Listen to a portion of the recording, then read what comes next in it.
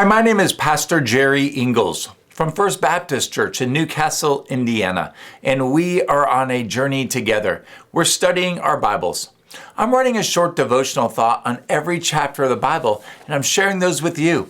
Today, we're looking at Jeremiah chapter 47. Do you know how seriously God takes sin?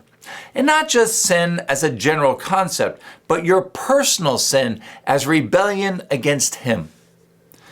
At the end of the oracle of judgment against the Philistines, in Jeremiah 47, verses 6 to 7, the prophet asked a series of rhetorical questions, and I quote, "Sword of the Lord, how long will you not be quiet? Withdraw into your sheath, be at rest and stay still. How can it be quiet when the Lord has given it an order?" The prophet was essentially crying out, "How long, O Lord? How long will you pour out your wrath upon the nations?" In addressing the sword of the Lord, Jeremiah was speaking to the means of judgment God was utilizing, which was associated with the concept of the destroyer in Jeremiah 12:12. Listen to that. "On all the bare heights in the wilderness, destroyers have come, for a sword of the Lord is devouring from one end of the land even to the other. There is no peace for anyone." Regardless of whether the destroyer being addressed was Babylon or Egypt, the prophet's words indicate that it cannot rest until it has fulfilled what God has ordained for it to do as His means of judgment.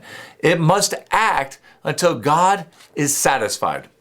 The good news, the gospel, is that God poured out His wrath upon Jesus Christ on the cross of Calvary. That is what John described when he used the word propitiation in 1 John chapter 2, verse 2, and He Himself is the propitiation for our sins, and not for ours only, but also for those of the whole world. Jesus took on Himself God's wrath for sin, satisfying judgment and forever extending to us God's rest, which Jeremiah had requested of God's sword in Jeremiah 47, verse 6, which is why only Jesus can offer us rest for our souls. Read Matthew 11, verses 28 to 30.